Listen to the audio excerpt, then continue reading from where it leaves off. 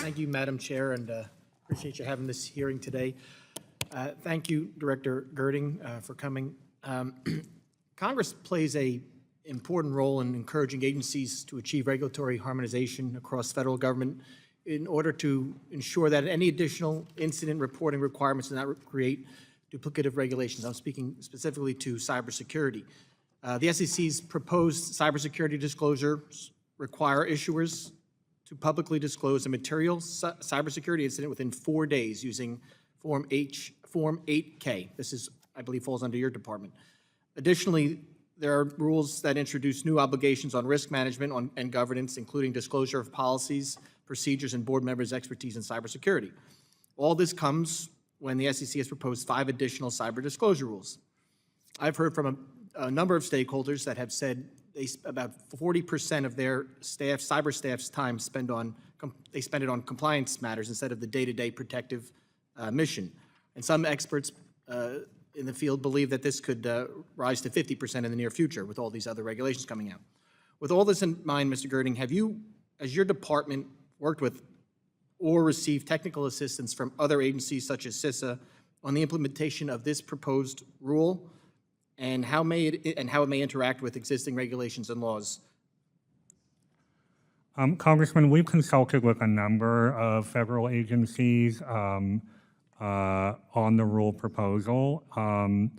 We are also carefully considering the interactions of this particular rule proposal with other federal statutes and other federal regimes. So we've also received a number of comments on the proposal related to the issues that you're mentioning and are carefully.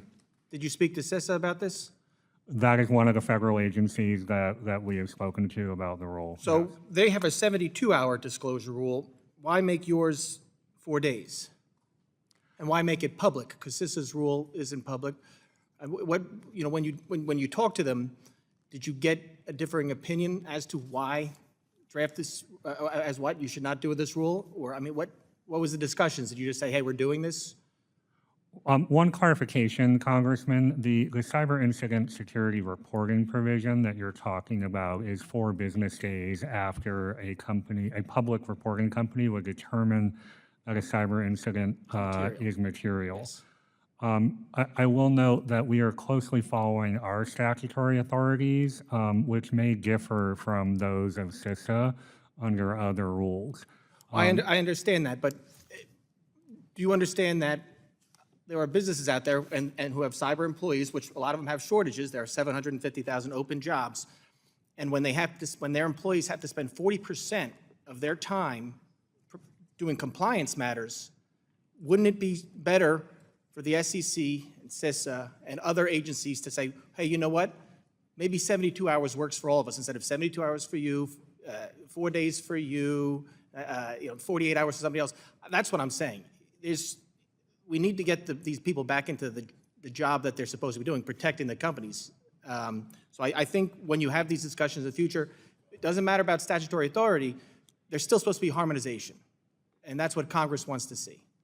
So next time these rules come up, I hope the SEC takes that into consideration, especially considering there are 6 rules that that the SEC is proposing, and they're not all under your department, but they don't make sense together. So I think that's something over there you all at the SEC have to really focus on. I do want to move over, because I have a little bit of time left, over to the changes to the Bulletin 14L. How do you justify the shift? How does the SEC justify their shift in their position? Did they study how the increased number of ESG proposals would affect shareholder value and the ability of corporations to make efficient and effective business decisions? I think you're referring to staff legal bulletin 14L.